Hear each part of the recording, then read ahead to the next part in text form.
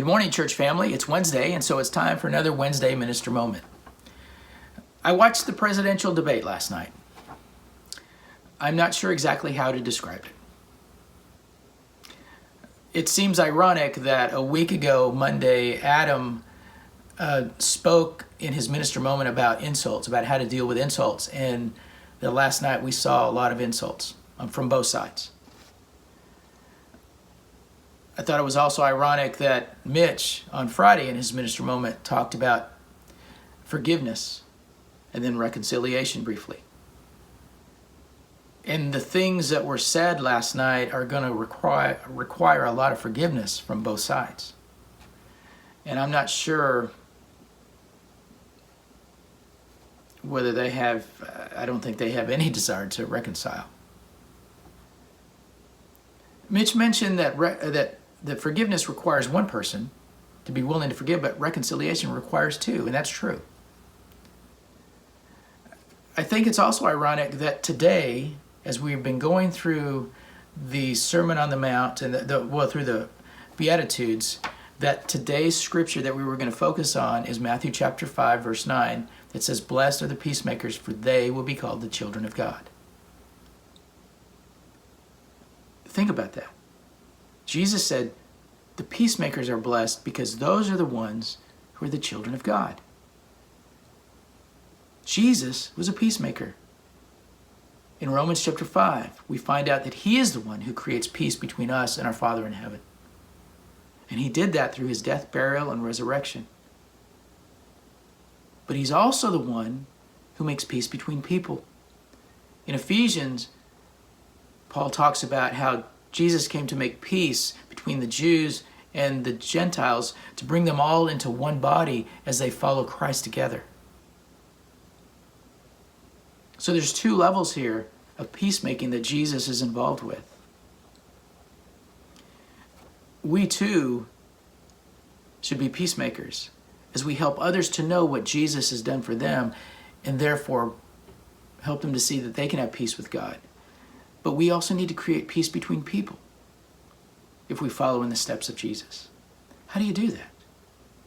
Well, let me give you an example of a story that occurred in 1492 in Ireland between two feuding families, the Fitzgeralds and the Butlers. Now, they were feuding primarily for political reasons, but they hated each other. And they got into this battle just outside of Dublin one day. And through the course of this battle, it got pretty violent. The Butlers began to lose, and so they retreated. They ran into Dublin. They ran to St. Patrick's Cathedral, and they locked themselves inside. Now, the Fitzgeralds went after them, but they couldn't get inside because the Butlers had taken a sanctuary inside the church building. So they argued through the door. Eventually, Gerald Fitzgerald had had enough of all this and said, he decided, we just need to reconcile. We need to create some peace here. We can't keep doing this. So he talked to them through the door to see if they could make peace, but the Butlers were afraid that if they opened the door, that the Fitzgeralds would kill them. And so they didn't trust them.